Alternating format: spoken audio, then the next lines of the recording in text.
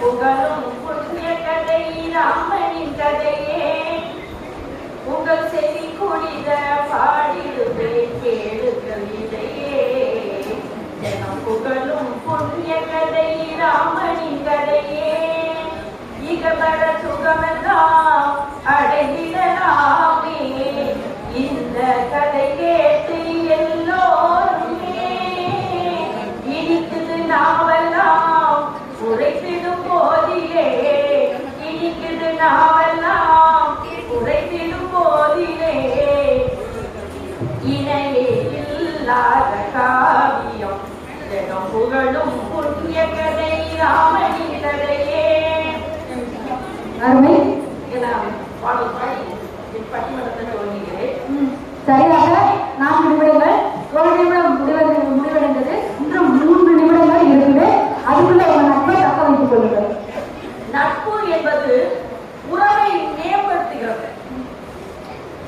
உறவு சில நேரங்களில் கருத்துக்களில் முரண்படுகிறது. உடுக்கை இழந்தவன் கை போலே ஆண்டிய இடுக்கன் களைவதாம் நட்பு. நட்பு பற்றி திருவள்ளுவர் 5 அதிகாரத்தில் கூறுகிறார். 5 அதிகாரம். ஆமா, 5 அதிகாரம். நட்பு என்பது அது சொல்ல முடியுமா? அதுல தீநட்பு, கூடா நட்பு, அதெல்லாம் மைனஸ் பண்ணா நட்பு ஒன்றுபடல. கொள்ள வேண்டும். கூடா நட்பு எது, கூடக்கூடிய நட்பு எது ஆராய்ந்துதான் நட்பு கொள்ள வேண்டும். உறவு என்பது நம் தடை விதி நமக்கு அதுவா அமைந்தது. நாம் கேட்டு நமக்கு கிடைப்பதில்லை.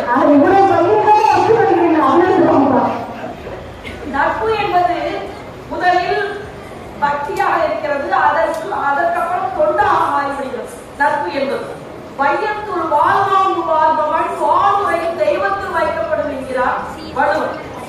கண்ணதாசன் பாடல் ஒன்று இருக்கிறது உறவு பற்றி. வீடு வரை உறவு, வீதி வரை மனைவி, காடு வரை பிள்ளை, கடைசி வரை யாரோ, கடைசி வரை யாரோ. இது 4 வரை போதும். உறவை எப்படி எதிர்பார்த்துச்சா புள்ள எப்படி எதிர்பார்த்துச்சு. அடுத்தது நம்ம யாரு கிருஷ்ணகுமார் போட்டு இருந்தாப்ப நம்ம எல்லாரும் எதுக்காக கூடிய